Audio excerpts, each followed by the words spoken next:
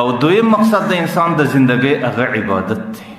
چې انسان الله تعالی د عبادت لپاره پیدا کړی دی چې انسان به د الله تعالی په عبادت کې زندگی تیروي لکه الله تعالی قرآن کریم کې هم دا ښکاره کړې ده او ما خلقت الجن والانس الا لیعبدون انسانیت او جنات دا ما د خپل عبادت لپاره پیدا کړي دي ما اريد منهم من رزق نمی د دې لپاره چې دی ګټه او تجارت وکړي وما اريد ان يطعمون او نه د دې لپاره چې دی خوراک وکړي د انسانیت د پیدا کولو دویم مقصد الله تعالی د انسانانو مخکې عبادت ټاکلی دی چې انسان به زندگی د الله تعالی په عبادت کې تیروي چې کله یو نیکبخته انسان زندگی د الله تعالی په معرفت او عبادت کې تیره کړي نو بیا چې د زندگی وروسته د الله تعالی حضور ته پیش شي نو د هغې دپاره د الله تعالی په حضور کې ډېر عظیم نعمتونه او ډېر لوی انعامات دي حدیث شریف کې راځي ما لا عین رات داسې نعمتونه دي چې هغې سترګو نه دي لیدلي ولا اذن سمعت داسې نعمتونه دي چې هغې دروسه غوږونه دي اورېدلي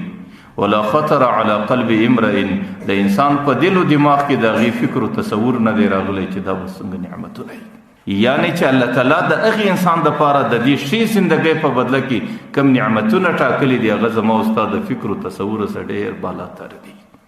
الله تعالی د خپل شان مطابق یو میهمانخانه جوړه کړې ده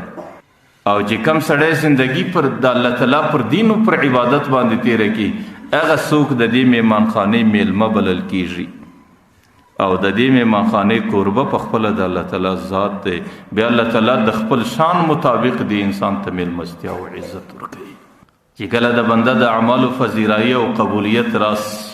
بیا چې کله بنده د الله تعالی حضور ته ورسي نو بیا بنده ډېر خوشحال دی چې د هغې د خوشحالۍ امتحان نه وي ځکه د بنده دا عقیده وي چې د کوم مقصد دپاره ما شپه ورځ ووهله چې د کوم مقصد دپاره ما په کلونو زندگی ستړې تېره کړه هغې مقصد الله تعالی نن زما په لاس باندې راکړي نو بیا چې سړی د خپلې ستړیا څخه وروسته مقصد ته ورسېږي د هغې بیا د خوشحالۍ امتحان نه وي چې بیا کله دی د الله تعالی جنتو میلمخانو ته ورځي حدیث شریف کې راځي 80,000 دروازې د مخ ته راځي او د هرې دروازې څخه بې شماره ملایکې دله د استقبال دپاره راځي لکه قرآن کریم کې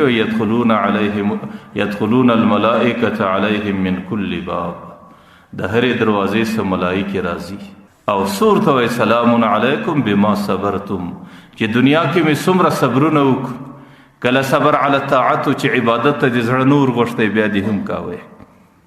کله صبر عن المعصیتو چې ګناه ته دې ډېر زړه ورغوښتی لیکن د هغې څه دې صبر کوئ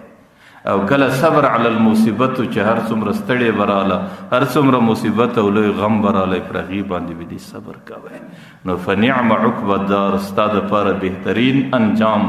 بهترین کور بهترین میلمستیا بهترین جنت ستا دپاره نن